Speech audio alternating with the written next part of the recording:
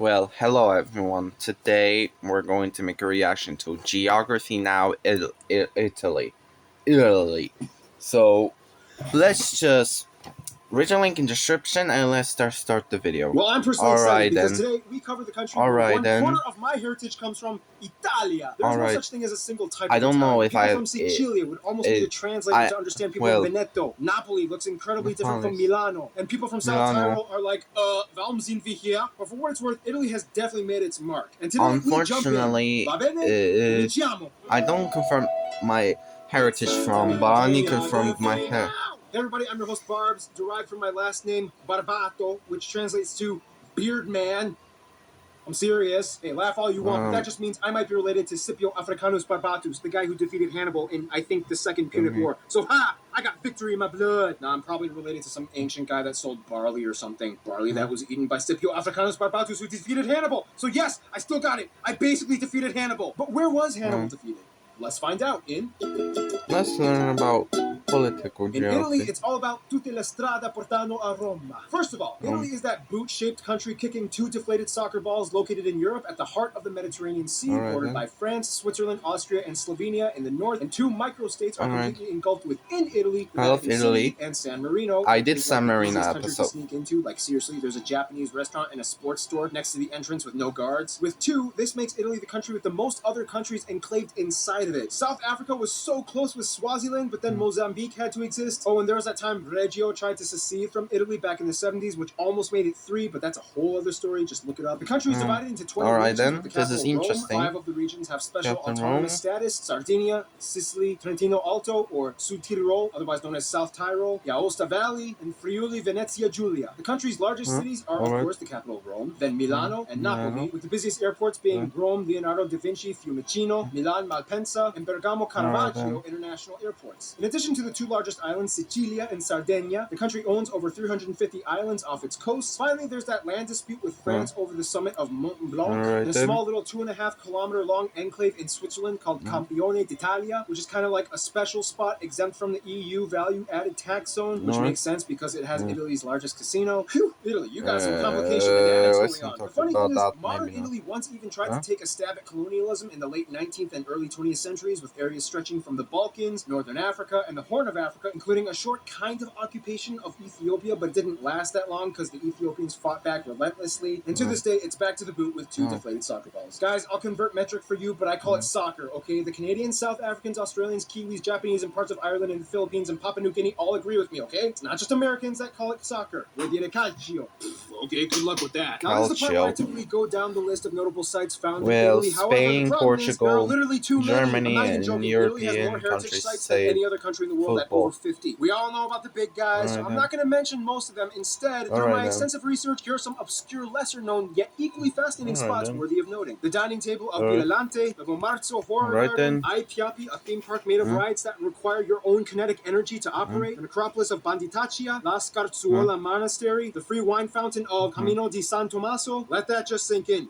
Free wine. The relics of Jesus' apostle St. Thomas, the geothermal waterfalls of Tuscany, the sunken city of Baia, the cliffside town of Santa Gata de Goti, the sulfuric fields of Pozzuoli, that fortress built by that crazy guy, Urbania mummies, the Giustino sword in the stone, the 9-layer maze of Villa Pisani, the road of 52 tunnels, the pyramid zone of Castello, the Incantato heads carved by a crazy guy. There's a lot of monuments made by crazy people. And of course, way too many castles, fortresses, churches, monasteries, museums, and ancient sites to list, but you get the point. Now let's blast off like a volcano, which Italy has, into the next segment, shall we? Okay, let's learn physical geography. Now, we all know that Italy is insanely beautiful in so many areas. Everybody wants to see it. I mean, even Mr. and Mrs. Information went there on their honeymoon. You're welcome. First of all, Italy's beauty comes at a cost. The country lies just above the convergence of the Eurasian and close to Albania by the sea, also on the Apennine and doesn't border, but it's close. That smashes into Western Europe, and that's how the Alps were formed. Basically, the Alps make like a barrier in the north with the Apennine Mountains running along the entire length of the country as like a scoopy rocky spine until it technically ends in the island of Sicilia. Because Italy's mountains are volcanic fault formed, it has created some amazing natural formations like the Dolomiti rocks, the steep sides of Lake Garda, the largest lake in Italy, the Umbria valleys, the undulating hills of Tuscany. This also means that Italy is kind of split in half, east and west, with a major lush basin locked in the north that receives an abundance of fresh snow-capped water melt, creating rivers like the longest one, the Po River, located in the aptly named Po Valley. This valley extends about 650 kilometers, 400 miles, all the way from the French border to the Adriatic Sea, which ends at a little city you may have heard of called Venezia, or Venice. This also means that Italy is a volcanic country. To this day, there are about 30 volcanoes, 3 known active ones, Etna, Stromboli, and the famous Vesuvius, making it the most densely populated and potentially deadly volcanic region in the world. It's like, yeah, I know I could die, but oh man, the pizza here is totally worth it. Speaking of which, about a quarter of the land is arable, allowing them to grow lots of food. I'm sure you are fully aware of the typical Italian dishes. However, each region kind of specializes in a certain cuisine. In the north, you have foods like polenta, gnocchi, white truffles. Liguria has great pesto. And in South Tyrol, you have Germanic-inspired dishes like noodle dumplings and strudel. In the center, you have things like lasagna, boar, artichokes, lamb, steak, gelato, pasta, which comes in over 600 variations. Indisputably, the best wine is in Toscana. The south is the pizza kingdom, and Napoli is like the capital. Sardinia is known for those cool cheese fritter dumpling things. Italy enjoys a mild Mediterranean climate, only snowing in the north and high altitude areas. Now, despite deforestation and pollution being an issue, and Venice flooding almost every year now, Italy is actually the most fauna biodiverse country in Europe, with over 57,000 species recorded. That's about a third of all European fauna. About 4,800 are endemic, like the Sardinian red deer, the Italian cave salamander, the alpine marmot, Mexican brown bear, the crested porcupine, and the national animal, the Italian wolf. Otherwise, as the 8th largest nominal GDP in the world and the 8th largest exporter, Italy's economy is heavily driven off of industry and production, specifically in luxury items. Major world-renowned companies like Fiat, Lamborghini, Ferrari, Maserati, Ducati, Pirelli, Armani, Versace, Dolce & Gabbana, Gucci, and Prada are key players in keeping Italy afloat. In many ways, and Mario is also Italian. Luigi is also Italian. No matter how intense things may get, you don't just waltz in here with your shoes unpolished. Which brings us to... Let's learn about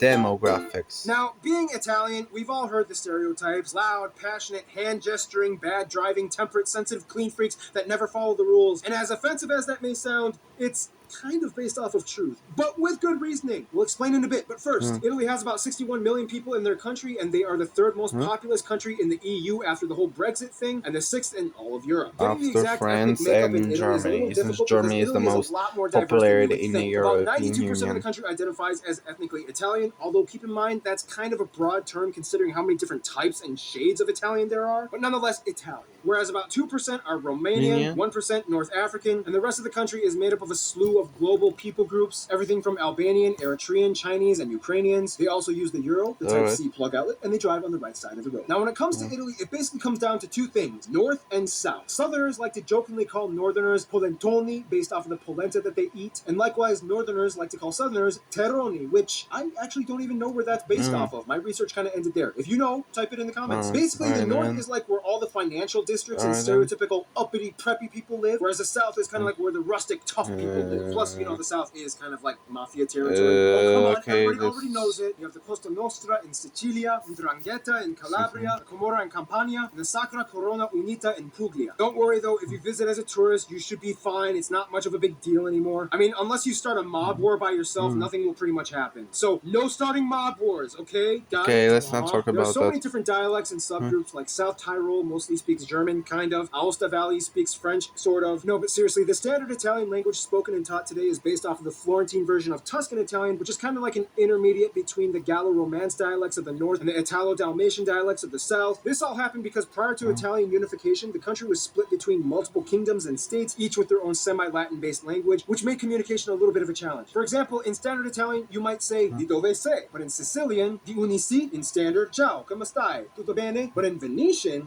come vale, tutto bene? In standard, forchetta. In Lombard, Peru. This is one of the reasons why Italians attribute the creation of the famous Italian hand gestures. People would travel barely 50 kilometers and find themselves in a hard-to-understand dialect region. So essentially, they had to kind of get their point across fast. There's a saying that Italians have l'arte di arrangiarsi, or the art of arranging, which translates to something like the art of figuring it out on your own. When words fail, hands succeed. There's no specific code, but some generally accepted gestures include things like mi dispiace, sei pazzo, bere vino, bellissimo, delizioso, stai attento, ma cosa dici? Perfecto. And vai la corona. Speaking of societal background, we don't have enough time to explain the entire history of Italy, but in the quickest way I can put it, Etruscans, Romans, Christianity, ridiculous amount of separate kingdoms and feudal states, barbarian invasions, Byzantines, medieval kingdoms, Renaissance, Napoleonic invasions, Sardinia, okay. Italy after 3 Alright then. wars, or 4 depending on who you ask. Mass immigration to other countries begins. World War I, fascism. Okay, let's not talk about World War II. Boom, 2008 crisis, which brings us here today. 2008 crisis.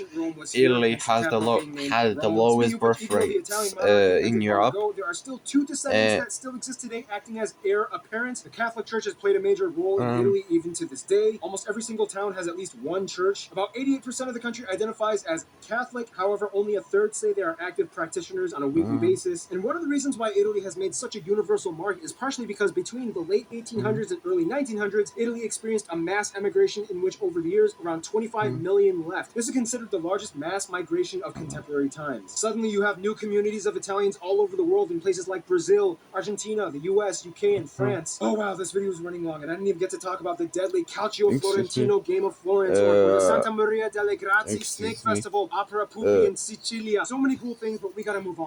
Some notable people either from Italy or of Italian descent might include people like Cicero, Michelangelo, Leonardo da Vinci, Dante Alighieri, There's Raphael and Donatello, Galileo Galilei, Christopher Raphael Columbus, Santi. Amerigo Vespucci, Marco Polo, Niccolo Paganini, Giuseppe Garibaldi, Luigi Pirandello, and Giovanni Bragolin, the painter that painted the Crime Boy painting. Silvio Berlusconi, Enzo Ferrari, Donatello Versace, Giorgio Armani. Mainstream American artists of Italian descent might include so many stars like Frank Sinatra, Robert De Niro, Al Pacino, Sylvester Stallone, Leonardo DiCaprio, Steve Buscemi, Quentin Tarantino, Ariana Grande, Lady Gaga. Even Nicolas Cage has some Italian in him. Again, Italian song that created that's a more song. It also has Italian heritage. Well, that brings us to